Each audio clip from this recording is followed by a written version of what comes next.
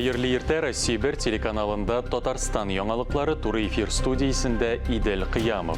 Бүген Татарстан Республикасы Конституциясы көне. Шул уңайдан республика халкын президент Рөстәм Миңнеханов котлады. Республикабызның күп милләтле халкы ихтыярын чагылдырган нормаларның эчтәлегенә Татарстан АСР төзелүгә 100 ел тулган көннәрдә үзенчәлекле мәгънә төсмерләр өстәлә.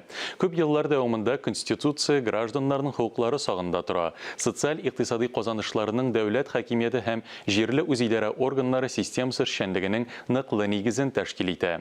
Республикадагы иҗтимагый социаль тотрыклылык нигезе, милләтләрнең һәм социаль төркемнәрнең төп законыбызда билгеләнгән үзара тигезлегенә корыла. Конституция нормаларынан тайпылмыйча, республиканың хәзергесе һәм киләчәге өчен шәхсән җаваплылык тоеп, без алга табада Татарстанның үсешен, алгарышын, кешеләрнең тормышын яхшыртуны тәэмин итәрбез дип ышанам, диелә президент Рөстәм Миңнехановның котлавында. Татарстан президенты Буа районының Күл-Шеркене авылында кыш гриппы табылган шәхси хуҗалыкка карантин кертү турындагы указны имзалады.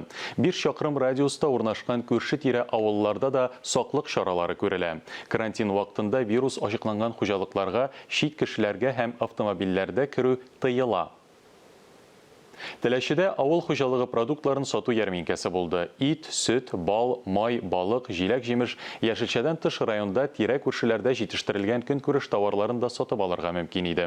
Кукмара киез итекләр фабрикасы, Сабадан килгән Хаят оешмасы һәм Теләче сәнәгать мәйданчыгының ЛМР Пласт ширкәте үз товарларын тәкъдим иттеләр. Ярминкәдә шулай ук ашлык, печән, тере мал, бозауга һәм тойларга да зур кызыксыну булды. Көзге нигъмәтләрдән ясалган күргәзмәләр бәйгесендә призлы урыннарны яулаган мәдәният һәм мәгариф учреждениеләренә мактау грамоталары, сертификатлар тапшырылды. Татарстанда октябрь ахырында ковидтан шәхси саклану чаралары тагын да катгыйланды. Хәзер җәмәгать транспортында, таксида һәм кеше күп була торган башка урыннарда сулыш органнарын саклау өчен гигиена битлекләре кию мәҗбүри. Шул исәптән вокзалларда да. Буаның тимер юл вокзалында әлеге таләпләр ничек үтәлә? Бу хакта хәбәрчебез сөйли. Һәр кергән кешене дә ишек төбеннән үк термометр белән каршы алалар. Температурасы югары булучыларны вокзалга кертмиләр. Яңа гына поезддан төшүче пассажирларда авыру билгеләре ачыкланса, аларны махсус кабинетка озаталар. Здесь у нас находится резервный кабинет. Бу резерв бүлмә. Авыручылар булса, без аларны монда кертәбез һәм ашыгыч ярдәм чакыртабыз. Вокзалда коронавирустан саклану буенча барлык чаралар да күрелә. Идән һәм өстәлләр расланган график буенча дезинфекцияләнеп юыла. Техник хезмәткәр Рузия Гатауллина әлеге эшкә бик җаваплы карый. 2 сәгать сайын комнаталарына җуабыз, идәннәрне җуабыз 2 сәгать сайын, ишекнең тоткычларын җуабыз. Көтү залында пассажирлар өчен антисептиклар урнаштырылган. Шулай ук идәндә һәм утыргычларда социаль дистанцияны саклау өчен махсус тамгалар ясалган. Еще смотрим, чтобы пассажиры соблюдали дистанцию. Пассажирларның дистанцияны саклауларында тикшерәбез. Берсе билет сатып алганда, икенчесе билгеле урында көтеп тора. Хәзер халык ияләнде, битлек режимында башка таләпләрне дә үтиләр. Пассажирлар саны күп булмаса да, вокзал хезмәткәрләре ширдән саклаучы таләп кагыйдәләрне төгәл үти. Алсу Сәмигуллина, Сирин Хәсәнов, Татарстан яңалыклары. Татарстан даруханәләрендә коронавирустан өйдә дәвалану өчен даруларны ноябрь уртасында тарата башлыйлар. Дару җитештерүчеләр һәм тәэмин итүчеләр белән килешүләр төзелә. Амбулатория шартларында пациентларны дару белән тәэмин итүне тәртибе эшләнгән. Монополиягә каршы хезмәт, антибиотик, вируска каршы һәм канны сыйгайта торган препаратларга бәяләрне контрольдә тота. Искәртеп узабыз, Татарстанга коронавирустан дәваланучы пациентларны бушлай дару белән тәэмин итүгә 146 миллион 800 мең сум акча бирелә. Бу карарны Россия премьер-министры Михаил Мишустин имзалады. 1 ноябрьдән Милли мультфест Республика балалар кинофестиваленә гаризалар кабул итү башланды. Фестиваль Татарстан президенты ярдәме белән киләсе елның маена кадәр уздырыла. Әлеге фестивальгә анимацион мультфильмнар, кыска метражлы фильмнар һәм компьютер уеннары кабул ителә. Төп шарт алар татар телендә булырга тиеш. Милли мультфестта аерым коллективлар да 7 яшьтән алып 17 яшькә кадәрге физик затлар, авторлар да катнаша ала. Конкурста тапшырылган эш коллектив белән әзерләнгән булса, Катнашучыларның уртача яшы исәпләнә.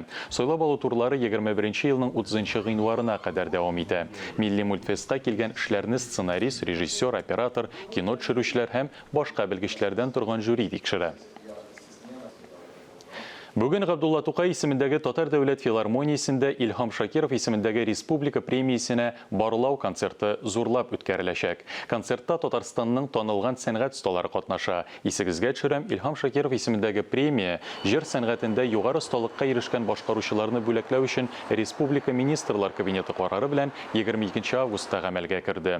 Ул Россиянең һәм Татарстанның халык артисты, Тукай премиясе лауреаты, мәшһүр җырчы Илһам Шакиров исемен мәңгеләштерү максатында булдырылды.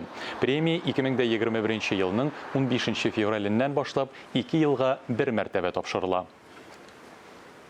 Бүген Кәрим Тинчурин исемендәге Татар дәүләт драма һәм комедия театрының 87 еллыгына багышланган бәйрәм тамашалары була. Театр фойесында үткән елның данлы театр дип исемләнгән чара узачак. Актерлар Ильяс Камал җитәкчелегендәге оркестр төрле истәлекләр аша тамашачыларны театрның данлы үткәне һәм бүгенгесе белән таныштырырга җыена. Сәгать 5-тә Кәрим Тинчуринның легендар Сүнгән йолдызлар спектакле башлана.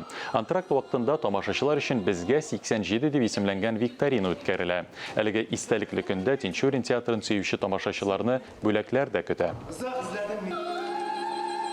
Татарстан Республикасы Милли музее һәм аның филиаллары Бөтен Россия сәнгать төне акциясендә катнашты. Тарихы белән бергә программасы музейның яңа экспозициясе буенча борынгы заманнардан алып безнең көннәргә кадәр Татарстан тарихы дигән театральләштерелгән экскурсия үткәрде. Төрле чор персонажлары белән очрашулар кунакларга тарихның аз билгеле һәм бәхәсле мизгелләре белән очрашырга мөмкинлек бирде. Бөек шәхесләрнең язмышлары һәм вакыйгалар әйләнеше музейга килүчеләрне битараф калдырмады. Тарих сөючеләргә, кул эшләре белән шөгыльләнергә яратучыларга социаль челтәрләрдә махсус программа күрсәтелде. Үз эрудицияңне онлайн уен барышында да күрсәтергә мөмкин булды. Чара Казанның Мюнхгаузен кавер төркеменең Листья жгут дигән акустик концерты белән төгәлләнде. Әлеге сәгатькә шундый яңалыклар иде. Мин Идел Кыямов бүгенгә сезнең белән сау булашам. Ял көннәре күңелле һәм файдалы үтсен. Исән-имин булыгыз.